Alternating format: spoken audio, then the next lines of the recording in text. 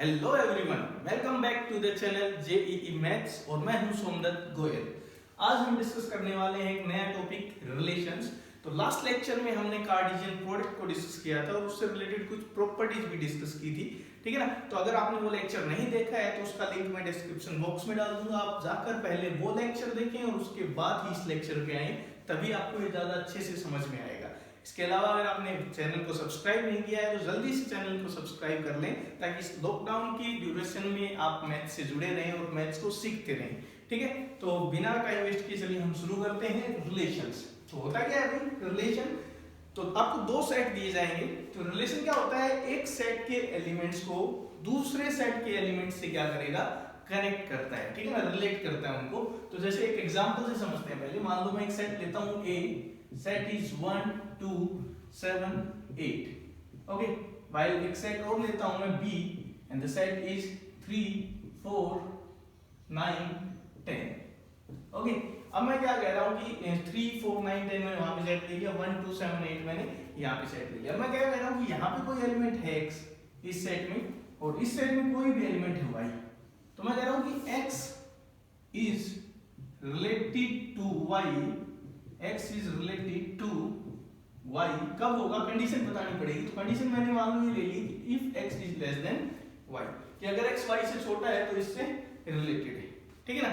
तो हमें ये देखना है कि कौन सा किससे रिलेटेड होगा। तो एक बार देखते हैं भी। तो जैसे अब बात करें तो 1 किससे रिलेटेड है, तो भाई 1 इज रिलेटेड टू 3, ठीक है ना। 1 इज रिलेटेड टू 3। तो देखो इस फ्रेज को हम छोटा बना के लिखते हैं पहले, ठीक है। तो रिलेशन का कोई नाम होगा, जैसे r हो गया, s हो गया। तो अगर मैं ऐसा लिखना चाहूं कि x is related to y, तो आप इसको सिंपली ऐसे लिख सकते हो, x r y। इसका मतलब x is related to y with the relation r, with the help of this relation r। r क्या है, तो r रिलेशन हमने क्या लिया हुआ है, x अगर y से छोटा है तो हम क्या कहेंगे, x is related to y if x is less than y। तो ये नोटेशन क्या समझ गए ना, x r y का मतलब क्या है, x is related to y with the relation r, और r रिलेशन क्या है, x y से छोटा होना चाहिए। तो अब देखो इसके हिसाब से क्या क्या होगा भाई। तो 1 is related to 3, 1 is related to 4, 1 is related to 9 and 1 is related to 10। फिर उसके बाद 2 की बात करें, 2 is related to 3, 2 is related to 4, 2 is related to 9 and 2 is related to 10, क्योंकि सब छोटे हैं इससे।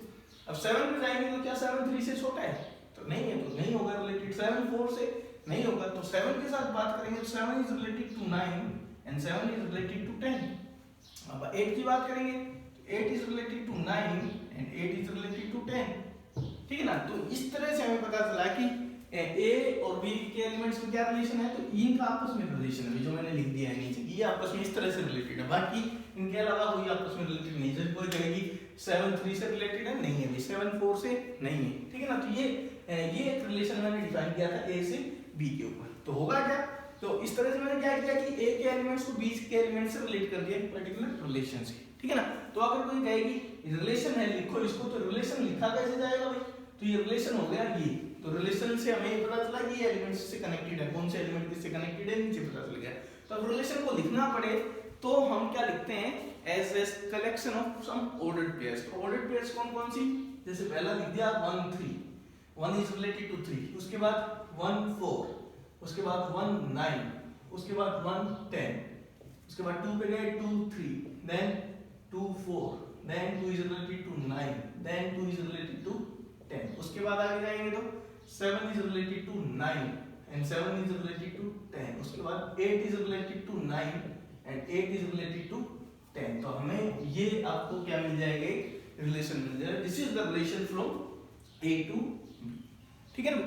तो एग्जांपल समझ में आया। तो अभी डेफिनेशन हमने नहीं दी है, डेफिनेशन क्या है, अभी मैंने क्या किया कि रिलेशन बनाया था भी A साइड से B साइड पे रिलेशन बोला मैंने R, और R को मैंने क्या बोला कि x is related to y if x is less than y। अगर x y से छोटा है तो x y से रिलेटेड है, अदरवाइज रिलेटेड नहीं है। तो यहाँ से हमने देखा कि ये इस तरह से एलिमेंट्स आपस में रिलेटेड है, तो उनको लेके मैंने ऑर्डर्ड पेयर्स का कलेक्शन बना दिया, ये रिलेशन आ गया। तो ये रिलेशन क्या है, r is the relation from a to b, और रिलेटेड कब है elements, x is related to y if x is less than y, ठीक है ना। तो अब बेसिकली देखा जाए तो इस तरह से हमने रिलेट कर दिया। तो डेफिनेशन क्या होगी, तो अगर बात करें डेफिनेशन की, तो देखो डेफिनेशन क्या होगी इसकी रिलेशन की, तो मान लो let A and B are two non empty set. पहले नॉन एम्प्टी होनी चाहिए, अगर एम्प्टी है तो बात ही नहीं करेंगे, कोई एम्प्टी हो गया तो, ठीक है ना। तो R is a relation from A to B if condition simple सी है भाई। देखो ये जो सेट आया है जिसको मैंने R बोला है, इसका जो फर्स्ट मेंबर है वो देखो कहां से आ रहा है, A से आ रहा है, वेल सेकंड मेंबर कहां से आ रहा है, B से आ रहा है। तो इसका मतलब क्या हुआ कि कहीं ना कहीं ऑर्डर्ड पेयर्स में फर्स्ट मेंबर A से आ रहा है, सेकंड मेंबर B से आ रहा है, तो ये कहीं ना कहीं A क्रॉस B का सबसेट नहीं है। A क्रॉस B क्या होता है, सारी ऑर्डर्ड पेयर्स लेनी होती हैं जो जिसमें फर्स्ट मेंबर A से आए और सेकंड मेंबर B से आए। यहाँ पे भी सारी नहीं ली, कुछ छोड़ी भी, तो इसका सबसेट ही होगा प्रॉपर सबसेट। तो क्या कहोगे, R is a relation from A to B if R is a subset of A cross B। भाई A क्रॉस B का कोई भी सबसेट ले लो, वो अपने आप में क्या होगा, A से B पे एक रिलेशन होगा। ये डेफिनेशन है सिंपल सी, ठीक है ना। तो अगर मैं कहूं कि A से B पे रिलेशन की क्या डेफिनेशन है, सिंपल सी डेफिनेशन है, A से B पे एलिमेंट रिलेट करता है मानते हैं, लेकिन जनरली क्या होता है, वो रिलेशन आप निकालोगे, सोल्व करोगे तो आपको पता चलेगा कि वो रिलेशन क्या आएगा, A क्रॉस B का सबसेट आएगा। तो R is a relation from A to B if it is a subset of A cross B। A cross B का कोई भी सबसेट अपने आप में एक रिलेशन होगा A से B के ऊपर। समझ गए अभी, ठीक है। तो एग्जांपल भी समझ गए आप यहाँ पे। तो मैंने नोटेशन समझाई दी थी आपको कि इसका क्या मतलब है। अगर x r y लिखता हूँ, इसका मतलब x is related to y with the help of relation r, और r रिलेशन बताएगा वो कुछ भी, ठीक है ना। तो इसको देखो आप कैसे लिख सकते हो, तो r कोई रिलेशन हो गया, एक तो आप ये नोटेशन यूज कर सकते हो, इसका मतलब क्या है, x is related to y with the help of relation r, y relation r। ऐसे भी लिख देते हैं कई बार, x, y belongs to r। इसका मतलब क्या हुआ कि ये ऑर्डर्ड पेयर R में है, तो ये ऑर्डर्ड पेयर R में कब होगी, जब x y से क्या होगा, रिलेटेड होगा। तो इसका मतलब भी क्या है, यही है, ठीक है। तो नोटेशन अलग अलग हो सकती है, लेकिन उसका मतलब क्या है, एक ही निकलेगा। क्लियर है। तो this is the definition of relation, ठीक है। तो डेफिनेशन हो गई and this is example of the relation, ठीक है। तो अब देखो इसी रिलेशन को, ये एग्जांपल था रिलेशन का, तो इसके लिए मैं रिप्रेजेंटेशन बता रहा हूँ। कैसे रिप्रेजेंटेशन, जैसे एक सेट को रिप्रेजेंट करने के दो तरीके थे। एक तो हमने क्या सीखा था, रोस्टर फॉर्म से की थी, एक सेट बिल्डर फॉर्म। अब ये भी अपने आप में एक सेट ही है ना रिलेशन, तो दो फॉर्म तो वही आ जाएंगे। तो एक तो रोस्टर फॉर्म होगी, एक सेट बिल्डर फॉर्म होगी, और थर्ड कल सीखी थी हमने कार्टेशियन प्रोडक्ट जब की, तो हमने एरो डायग्राम बनाने सीखे थे। तो इसमें हम तीन रिप्रेजेंटेशन पढ़ने वाले हैं, ठीक है ना। First is roster form, second is set builder form and third is arrow diagram, ठीक है। तो उनको देखो कैसे लिखेंगे हम, ठीक है। तो यहाँ पे अब मैं बताता हूँ आपको रिप्रेजेंटेशंस, ठीक है। तो ये एग्जांपल में ऐसे कैसे लिखता हूँ, इसका यूज करके समझाऊंगा मैं आपको अच्छे से। तो रिप्रेजेंटेशंस देखते हैं पहले, representations of sets of relations. Set की तो हम पढ़ी चुके हैं, अब रिलेशंस की हम रिप्रेजेंटेशन सीखना चाह रहे हैं। तो सबसे पहले क्या आता है भाई, रोस्टर फॉर्म। तो रोस्टर फॉर्म में कुछ नया नहीं है। रोस्टर फॉर्म में जो वहां होता था सेट में कि हम सारे एलिमेंट्स की लिस्ट बनाते थे, वही यहाँ है, ठीक है ना। तो जैसे ये रिलेशन है R is a relation from A to B, और रिलेशन क्या है, x is related to y, तो R is a relation from A to B such that relation क्या है, x is related to y if x is less than y। ये मैंने relation define किया हुआ है, ठीक है ना भाई। तो सबसे पहले ये रिलेशन है, इसकी डेफिनेशन है भाई, ये कोई फॉर्म नहीं है, ठीक है ना, जस्ट इंग्लिश लैंग्वेज में लिखा हुआ है, ठीक है। तो अब बात आती है रोस्टर फॉर्म की। रोस्टर फॉर्म में क्या करेंगे, रिलेशन को आपको उसके मतलब सारे एलिमेंट्स को लिख देना है। तो ये जो फॉर्म है ना, ये फॉर्म क्या है, this is the roster form. तो ये इस रिलेशन के लिए क्या हो गई, रोस्टर फॉर्म हो गई, क्लियर। तो रोस्टर फॉर्म आया समझ में। रोस्टर फॉर्म में आपने क्या किया, जो भी एलिमेंट्स थे उनकी लिस्ट बना के लिख दी मैंने, ठीक है। सेकंड पे चलते हैं। सेकंड आता है set builder form. Set builder form में क्लियर आपको एक रूल लिखना पड़ेगा। तो देखो यहाँ पे सेट बिल्डर फॉर्म क्या आएगी, तो हम इसके हेल्प से सेट बिल्डर फॉर्म लिखेंगे। तो क्या करेंगे, R is a relation from A to B। तो इसको कैसे लिखेंगे, इसके एलिमेंट्स कैसे होंगे भी, ऑर्डर्ड पेयर होंगे, x, y टाइप के होंगे, सच that x is coming from A, y is coming from B, ये भी है। और फिर साथ में रिलेशन क्या है, x is less than y। तो ऐसे अगर लिखते हैं तो this is set builder form, जिसमें हम क्या करते हैं, वो प्रॉपर्टी लिखते हैं। तो प्रॉपर्टी यहाँ पे रिलेशन की प्रॉपर्टी क्या है, वो प्रॉपर्टी लिख दो यहाँ पे। x कहाँ से आ रहा है, y कहाँ से आ रहा है, ये बताना जरूरी है। ठीक है, तो third and final is, third जो आता है वो क्या आता है, एरो डायग्राम। तो एरो डायग्राम रिप्रेजेंटेशन में देखो क्या करेंगे, तो third representation is arrow diagram, diagrammatic representation. तो एरो डायग्राम में क्या होगा, तो कल सीखा था, ये थोड़ा सा मतलब उसी टाइप का है, लेकिन इसमें थोड़ा अपने को रेस्ट्रिक्ट करना पड़ेगा। तो एरो डायग्राम रिप्रेजेंटेशन में क्या करेंगे, इधर ए से बी पे रिलेशन है तो ए पहले बी बाद में, यहाँ पे एक एलिमेंट्स लिख देंगे हम 1 2 7 8, यहाँ बी के लिख देंगे 3 4 9 10। अब आपको देखो कल जब हमने कार्टेशियन प्रोडक्ट के लिए एरो डायग्राम बनाया था तो मैंने क्या कहा था कि हर एलिमेंट से 4 एरो निकलेंगे, यहाँ पे 4 है तो 16 एरोज निकले थे। यहाँ पे 16 एरोज निकले ऐसी कोई गारंटी नहीं है, ठीक है। तो यहाँ पे एरोज इसके हिसाब से जाएंगे, तो जैसे 1 किससे रिलेटेड है, 1 3 से, तो ये एरो जाएगा, फिर 1 4 से, फिर 1 9 से, फिर 1 10 से, ठीक है। अब 2 की बात करें तो 2 3 से रिलेटेड है, फिर 2 4 से रिलेटेड है, फिर 2 9 से रिलेटेड है, और फिर 2 10 से रिलेटेड है। 7 की बात करें तो 7 9 से रिलेटेड है और 7 10 से रिलेटेड है, क्योंकि 8 से बात करें तो 8 9 से रिलेटेड है और 8 10 से रिलेटेड है। तो ये जितने यहाँ पे एलिमेंट्स है ना उतनी ही एरो खींचेंगे। तो देख सकते हो this is the arrow diagram representation for the relation R, तो ये रिलेशन आर हो जाएगा, क्लियर है। तो इस तरह से टोटल मिला के कितनी रिप्रेजेंटेशन है अभी रिलेशंस के लिए, 3 रिप्रेजेंटेशन है। तो पहले पढ़ी हुई रोस्टर फॉर्म में सारे एलिमेंट्स की लिस्ट बना के लिख दो, सेकेंडरी फॉर्म में वो रिलेशन लिख दो जिससे वो रिलेटेड है, और थर्ड क्या आता है एरो डायग्राम, तो एरो डायग्राम बना दो। तो यहाँ पे अगर कार्टेशियन प्रोडक्ट का बनाते तो 16 एरो आते, लेकिन यहाँ पे आप देख सकते हो सिर्फ 12 एरो आए, ठीक है ना। तो यहाँ पे ध्यान रखना कोई भी रिलेशन है वो ए क्रॉस बी का सबसेट है, तो ए क्रॉस बी का सबसेट में कितने एलिमेंट हो सकते हैं, ज्यादा से ज्यादा जितने ए क्रॉस बी में, और कम से कम 0 भी हो सकता है, तो हो सकता है एक भी एरो ना खींचे, क्लियर है, ठीक है ना। तो ये आपकी थी रिप्रेजेंटेशंस, ठीक है। आगे मूव करते हैं, अब हम डिस्कस करने वाले हैं number of elements in A set, ठीक है। कुछ हम बेसिक चीजें देखेंगे यार, सेट से रिलेटेड कंसेप्चुअली ही देखेंगे, क्वेश्चंस हम अगले लेक्चर में डिस्कस करेंगे। तो इसको मतलब थोड़ा सा थ्योरेटिकल पोर्शन है, समझने में भी दिक्कत हो सकती है, तो इसको इसलिए थोड़ा टाइम लगाना पड़ेगा आपको, अच्छे से समझने की ट्राई करना पहले इसको, ठीक है। तो आगे मूव करते हैं and next topic is number of relations. Number of relation कैसे निकालते हैं, तो मान लो एक सेट है ए और एक बी, दोनों नॉन एम्प्टी सेट है, दोनों नॉन एम्प्टी होना जरूरी है, ठीक है।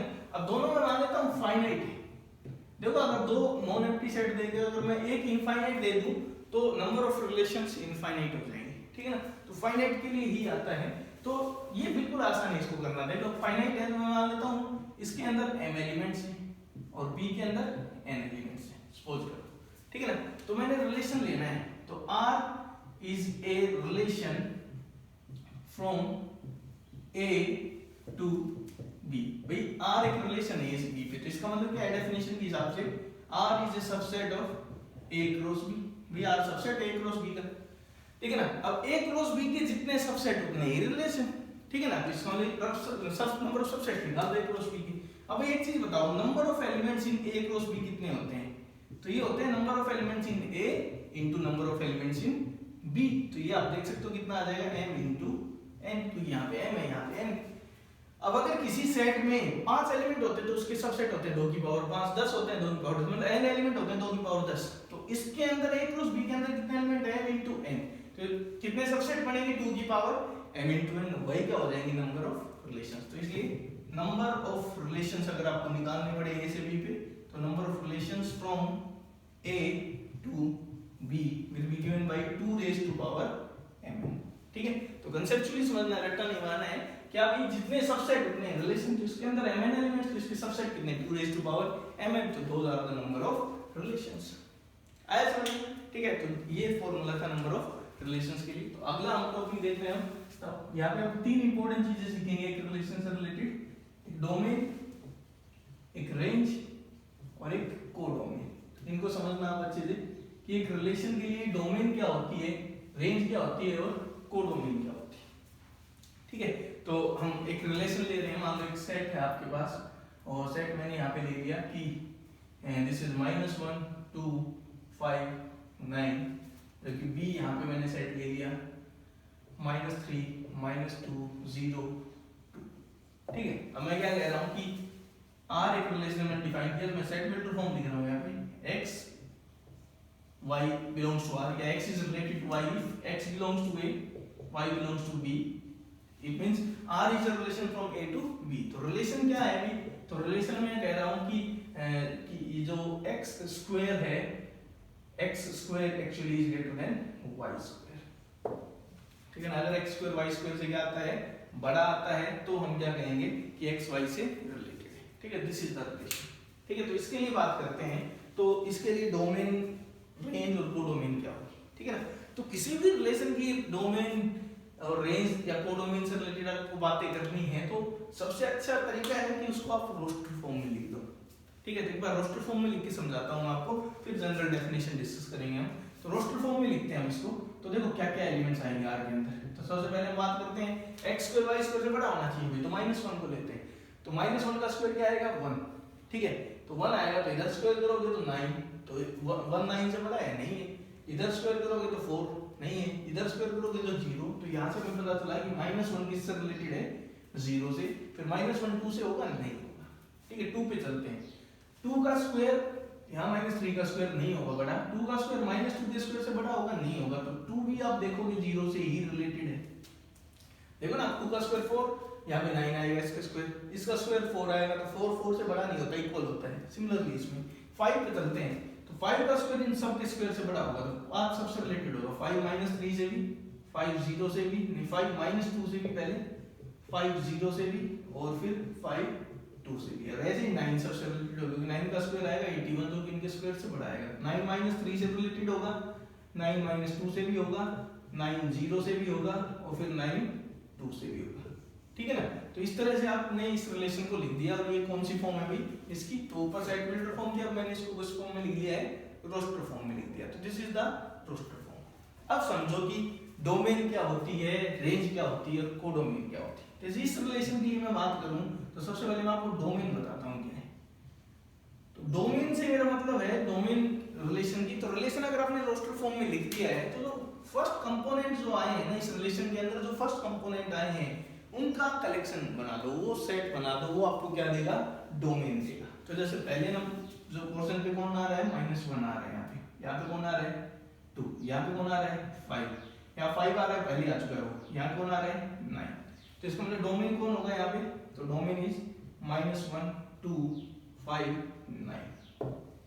अब डोमेन इस सेट के, इसके सेट के इक्वल आए ऐसी कोई गारंटी नहीं है। इसका सबसेट, प्रॉपर सबसेट भी आ सकता है, लेकिन इसका सबसेट आएगा, क्योंकि डोमेन वाले एलिमेंट है वो फर्स्ट पार्ट से आ रहे हैं। फर्स्ट पार्ट वाले कहां से आएंगे, ए से आएंगे, ठीक है ना। तो ये आपका क्या हो गया, यहाँ पे डोमेन हो गया। अब बात करते हैं हम रेंज की।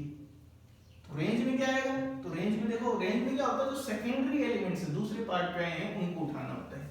तो देखो क्या आएगा 0, फिर उसके बाद इधर देखिएगा -3, उसके बाद -2, 0 दोबारा लिख नहीं सकते।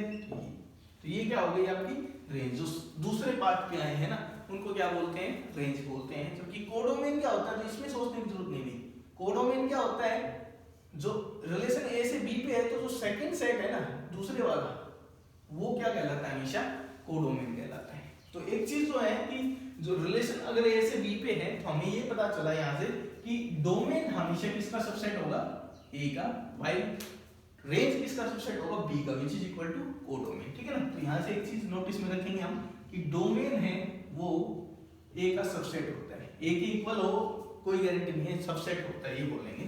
जबकि रेंज है वो किसका सबसेट होता है, रेंज बी का सबसेट होता है। अगर रिलेशन ए से बी पे है तो की बात कहें, और बी को हमने क्या बोला हुआ है, कोडोमेन। तो एक चीज तो पता चली कि range always a subset of codomain.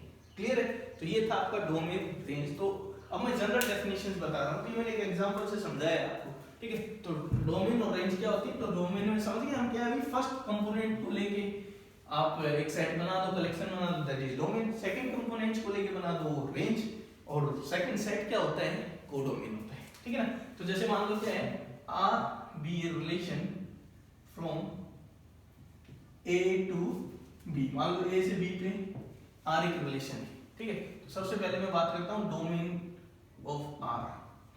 तो डोमेन ऑफ आर क्या होता है, वो सारे ए ले लो, इस ए के अंदर वो सारे ए लेने हैं। तो A such that A belongs to A, ठीक है, और दूसरी बात a comma b belongs to r for some b belongs to b। इसको समझो आप क्या है भाई, वो सारे a ले लो सच दैट कोई ना कोई a से रिलेटेड एलिमेंट r के अंदर मिल जाए आपको, मतलब a से रिलेटेड कोई ना b कुछ भी हो सकता है। अगर b नहीं मिल रहा है तो फिर a चूज नहीं करेंगे, ठीक है ना। तो वो सारे a लेने हैं सच दैट कोई ना कोई उससे शुरू हुआ एलिमेंट्स r के अंदर मिले। जैसे यहाँ पे -1 क्यों आया, क्योंकि -1 से शुरू होने वाला एक एलिमेंट यहाँ था, कम से कम एक एलिमेंट होना चाहिए, ठीक है ना। दूसरा आता है रेंज। तो रेंज को क्या कहोगे, रेंज ऑफ r। तो रेंज ऑफ r क्या आएगा भाई, b सच दैट b कहां बिलोंग कर रहा है, b के अंदर, और a b belongs to r for some a belonging to a। इसका क्या मतलब है कि भाई कोई ना कोई एक ऐसा एलिमेंट रिलेशन के अंदर होगा जो किससे खत्म होगा, एंड कहां पे होगा, इसका सेकंड पार्ट क्या होगा, b होगा। तो अगर ऐसा कोई एलिमेंट मिलता है तो b will B part of the range, ठीक है ना। क्योंकि कोडोमेन क्या होगा, तो कोडोमेन मैंने अभी बताया है, codomain is equal to b। अगर a से b पे रिलेशन है तो जो सेकंड पार्ट है वो क्या कहलाता है, आपका कोडोमेन कहलाता है। आया समझ में, क्लियर है। तो ये था आपका definitions of domain, range and codomain. तो एक और एग्जांपल लेके बताता हूं, मान लो मैं r be a relation on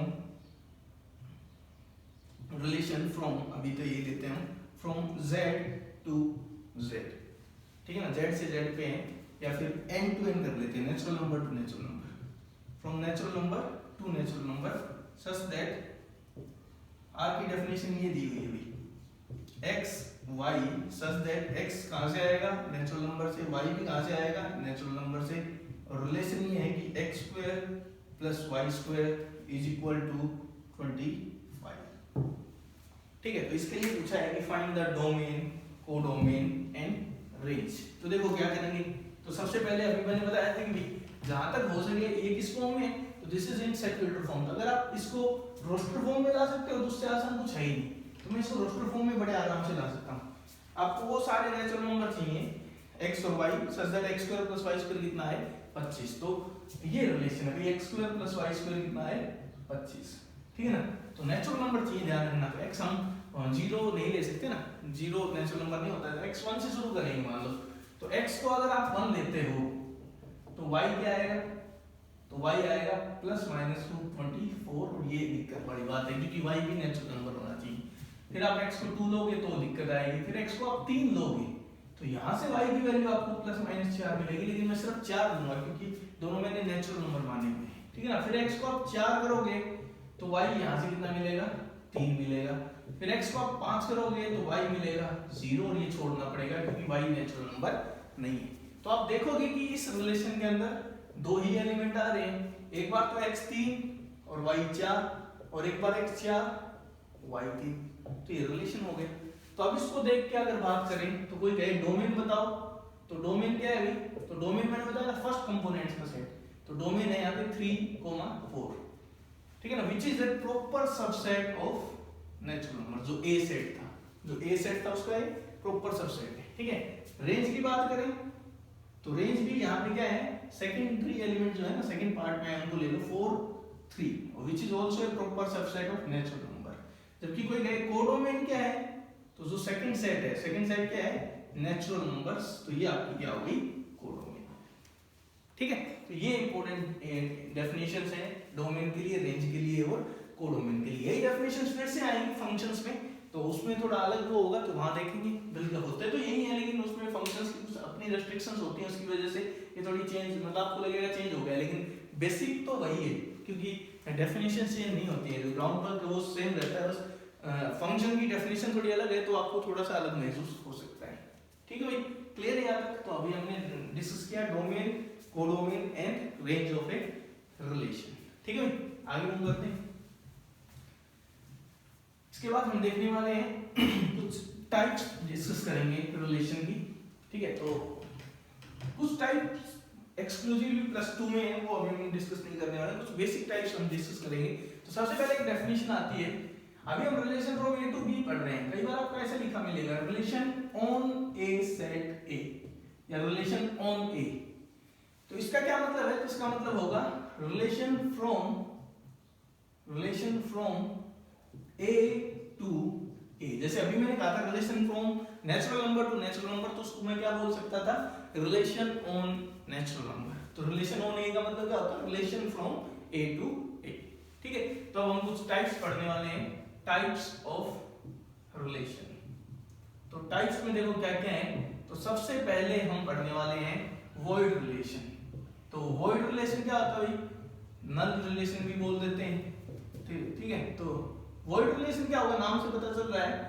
तो मैंने कहा था कि रिलेशन है ना वो a क्रॉस b का क्या होता है, सबसेट होता है। अब a क्रॉस b का सबसेट छोटे से छोटा एम्प्टी हो सकता है, बड़े से बड़ा खुद a क्रॉस b हो सकता है। तो वॉइड रिलेशन क्या होता है, वो रिलेशन जिसके अंदर एक भी एलिमेंट ना हो। तो इसका मतलब अगर रिलेशन खुद एम्प्टी सेट है तो उस रिलेशन को क्या बोला जाता है, वॉइड रिलेशन बोला जाता है। ठीक है ना, क्योंकि रिलेशन है, relation is subset of a cross b। तो a क्रॉस b का छोटे से छोटा रिलेशन क्या होगा, एम्प्टी सेट। ठीक है ना, तो जैसे बात करते हैं a, तो इसका एग्जांपल लेना चाहें तो R is said to be a void relation, R is said to be a void relation from A to B if simple C condition अभी R is equal to empty set, and this is the smallest possible relation from A to B. Clear है, इससे छोटा क्या relation होगा, तो this is the smallest possible relation. This is the smallest possible relation. तो इसमें तो ऐसा कुछ है नहीं, क्योंकि इससे छोटा हो ही नहीं सकता ना भाई, negative number of elements negative थोड़ी हो जाएगी। तो एक रिलेशन वॉइड कब होगा, वो एम्प्टी सेट के इक्वल। तो एग्जांपल जैसे चाहिए आप तो ये ले लो आप, जैसे ए में एलिमेंट्स ले लिए मैंने 1 2 3 4, ठीक है। बी में मैंने एलिमेंट्स ले लिए 7 8 9 10, बहुत से बना सकते हो आप। तो मैं क्या कह रहा हूं, आर एक रिलेशन है ए से बी पे, सच that x y belongs to r if x belongs to a, y belongs to b and x is greater than y। देखो यहाँ पे, तो यहाँ पे आपको x y दो एलिमेंट कब रिलेटेड होंगे, x a से y b से, जब ये एलिमेंट इससे बड़ा हो, तो ऐसा पॉसिबल ही नहीं है। तो यहाँ से आप देख सकते हो ये क्या आने वाला है, एम्प्टी सेट आने वाला है। तो this is the void relation. ठीक है, सेकंड चलते हैं, जैसे इसका उल्टा, और उसको हम क्या बोलेंगे, यूनिवर्सल रिलेशन। अब यूनिवर्सल रिलेशन क्या होता है ये और देखो। तो यूनिवर्सल रिलेशन में क्या होता है भाई, कि दो सेट हैं ए और बी, ठीक है। तो रिलेशन एक से बी पे यूनिवर्सल कब कहलाएगा, when relation itself is equal to A cross B. ठीक है ना, तो आर बी ए रिलेशन मान लो from relation from A to B is said to be universal if R is equal to A cross B। तो A cross A से B पे relation है, तो उसका मतलब A cross B का सबसेट है। तो A cross B का बड़े से बड़ा सबसेट खुद A cross B होता है। तो अगर R A cross B के इक्वल आ जाए तो क्या कहलाता है, universal. This is clearly the largest possible relation. ठीक है, this is the largest possible relation from A to B। ठीक है ना, ए से बी के ऊपर लार्जेस्ट पॉसिबल रिलेशन होता है। तो एग्जांपल जैसे ऐसे इसी को पकड़ लेते हैं, तो ए बी यही सेट है, तो आपके बाद मैं रिलेशन को चेंज कर रहा हूं। R1 एक रिलेशन है, x is related to y if x belongs to a, y belongs to b। ये लिखने का मतलब क्या है कि R1 is a relation from a to b। ठीक है ना, और कंडीशन मैंने सिंपल सी लगा दी, x is less than y कर दिया आपके पास। अब आप देखो 1 सबसे रिलेटेड है, 1 7 1 8 1 9 1 10। तो इस रिलेशन को जो आप लिखोगे तो क्या आएगा, 1 7 1 8 1 9 एंड 1 10 आएगा भाई। फिर अगला 2, तो 2 7 और 2 10 तक सब आएंगे। उसके बाद 3 क्या लोगे, तो 3 7 और अप टू 3 10 आएंगे। उसके बाद 4 के साथ 4 7 से शुरू करके और 4 10। तो यहाँ आप देख सकते हो कि 16 एलिमेंट आ गए, और ए क्रॉस बी में भी वही 16 एलिमेंट आने। तो this is actually equal to A cross B. तो इसको क्या बोलते हैं, यूनिवर्सल रिलेशन बोलते हैं। ठीक है, थर्ड हम डिस्कस कर रहे हैं, and the third one is identity relation. ये काफी अच्छा रिलेशन है। ठीक है, तो आइडेंटिटी रिलेशन देखो क्या होता है। तो third one is identity relation. Identity relation को समझना भी ये काफी अच्छा रिलेशन है।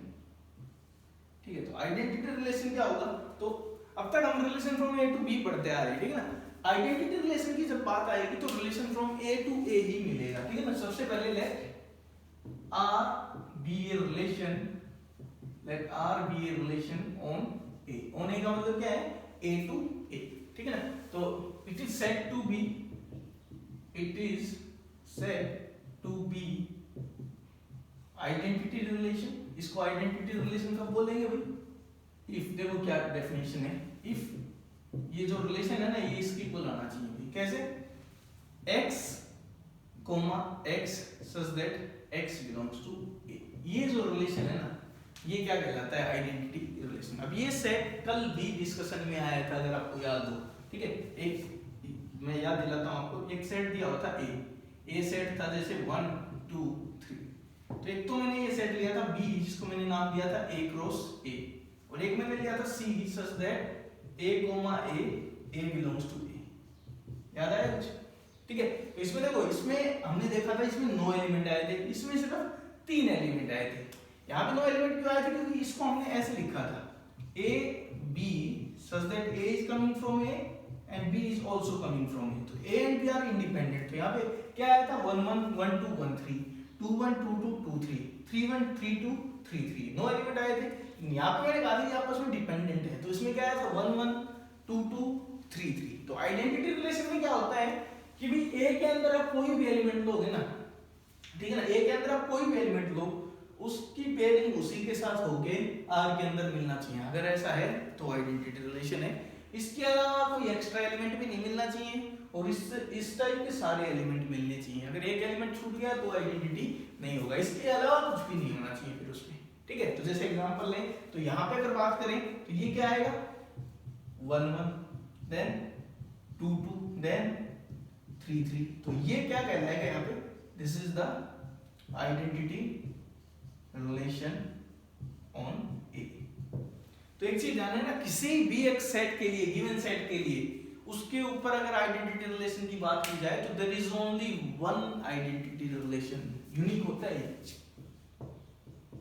ठीक है ना। किसी गिवन सेट के लिए there is only one identity relation, और वो क्या होगा, जैसे मान लो सेट के अंदर 5 एलिमेंट है, 1 2 3 4 5, तो आइडेंटिटी रिलेशन क्या होगा, 1 1 2 2 3 3 4 4 एंड 5 5। उसके अलावा अगर कुछ एक्स्ट्रा आ गया तो आइडेंटिटी नहीं होगा। जैसे मान लो ये है D is a relation on A, और रिलेशन ये है 1 1 2 2 3 3 1 2, ये 4 एलिमेंट है। तो कोई कहे कि ये तो आ रहे हैं इसके अंदर, ठीक है, लेकिन इसके अलावा कुछ नहीं आना चाहिए। तो ये जैसे यहाँ पे 1 2 आ रहा है तो इसका मतलब यही होगा कि this is not identity. Identity नहीं, आइडेंटिटी तो बस एक ही होगा, बिल्कुल सारे के सारे मतलब इस टाइप के एलिमेंट्स आने चाहिए, और इसके अलावा ना, इसके अलावा ज्यादा नहीं आना चाहिए और इससे कम भी नहीं होनी चाहिए। अगर कोई एलिमेंट छोड़ दिया तो भी आइडेंटिटी नहीं होगा। क्लियर है? तो दिस इज आइडेंटिटी रिलेशन। और हम लास्ट एक डेफिनेशन डिस्कस कर रहे हैं, इनवर्स ऑफ ए रिलेशन, ठीक है। तो इनवर्स ऑफ ए रिलेशन क्या होता है ये और देखते हैं। तो fourth is inverse of a relation. तो नाम से पता चल रहा है कि रिलेशन आपको पहले से दिया मिलेगा, उसका इनवर्स की बात की जाती है, ठीक है ना। तो let R be a relation, मैंने कंसीडर कर लिया let R be a relation from A to B. तो इसमें ए टू बी हो सकता है, कोई दिक्कत नहीं, आइडेंटिटी में ए टू ए ही होता था, ठीक है। तो आर एक रिलेशन है ए से बी पे, ठीक है। तो आर इनवर्स क्या होगा, इनवर्स ऑफ आर क्या होगा, बी से ए पे होगा, ठीक है। तो देन तो नोटेशन ये है भाई, आर इनवर्स को ऐसे लिखते हैं, आर रेज़ टू पावर -1। तो आर इनवर्स, इसको हम क्या बोलेंगे, इनवर्स ऑफ आर, ठीक है ना। तो this is a relation from, relation होगा कहां से कहां, फ्रॉम बी टू ए, उल्टा हो जाएगा ये, सच दैट, अब देखो क्या कंडीशन होगी, तो यहाँ पे कुछ ज्यादा वो नहीं है, आप समझ जाओगे आराम से भाई। ए से बी पे रिलेशन था, तो ए को मैंने बी पे भेजा, तो ये क्या करेगा, इनवर्स क्या करेगा, उल्टा बी को ए पे भेजेगा। तो such that B comma A belongs to R inverse if and only if A comma belongs to R. तो भाई ए कोमा बी अगर आर के अंदर है ना, कोई भी एलिमेंट पकड़ो आर में और उसका जस्ट रिवर्स कर दो, अब ऐसे रिवर्स ऑर्डर में ले लो, वो कहां पहुंच जाएगा, आर इनवर्स में। तो ऐसे एलिमेंट्स का जो कलेक्शन आएगा ना वो क्या कहलाएगा, inverse of the relation R कहलाएगा। ठीक है, तो एक एग्जांपल से समझते हैं। तो जैसे मान लो एक रिलेशन लेते हैं हम, एक सेट ले लिया A 1 2 3, एक सेट ले लिया B एंड दिस इज 2 3 4। ठीक है ना, अब मैं रिलेशन ले रहा हूं R is a relation from A to B। तो रिलेशन क्या है, x is related to y, x is coming from A, y is coming from B and relation ये कर देते हैं हम कि x is greater than or equal to y, ये रिलेशन ले लिया मैंने। ठीक है, तो R क्या आएगा देखना भाई, तो अगर मैं R को लिखूं रोस्टर फॉर्म में, this is set builder form, roster form में क्या आएगा भाई, 1 किससे बड़ा है, किसी से बड़ा नहीं, इक्वल भी नहीं है, तो 1 किसी से रिलेट नहीं करेगा। 2 की बात करें तो 2 इज रिलेटेड टू 2, देन 3 की बात करें 3 is related to 2 and 3 is related to 3। ये हमारा क्या आ गया, रिलेशन R आ गया। ठीक है, this is relation from A to B। ठीक है, अब कोई कहेगी इसका इनवर्स बताओ, तो R इनवर्स क्या होगा, तो R इनवर्स में पलटना है इनको, तो 2 2 का रिवर्स करोगे 2 2 ही आएगा, ये कितना आएगा 2 3 हो जाएगा, और 3 3 का क्या आएगा भाई 3 3 आएगा, तो ये क्या हो जाएगा R इनवर्स। ठीक है भाई, तो इनवर्स ऑफ रिलेशन क्या होता है, एक R के अंदर जो एलिमेंट्स हैं जब उनको आप रिवर्स ऑर्डर में ले लोगे तो उनका जो कलेक्शन बनेगा वो क्या कहलाएगा, inverse of the relation R। देखो एक इंपॉर्टेंट चीज है यहाँ पे जो आप नोटिस कर सकते हो, डोमेन और रेंज में रिलेशन होता है R में और R इनवर्स में। तो देखो पहले की डोमेन क्या है, R की डोमेन, तो डोमेन अगर मैं R की लिखूं तो domain of R is 2 and 3।